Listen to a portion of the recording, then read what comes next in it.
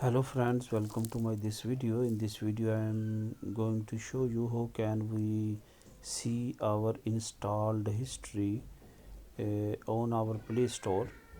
It's very easy steps to follow to check our installed history.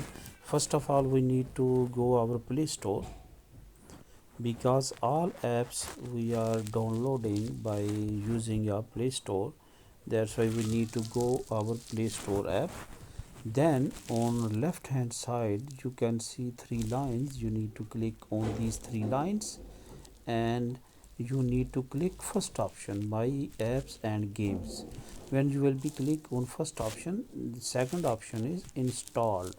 Just you need to click on installed and you can see your all downloaded history, all installed history of your apps.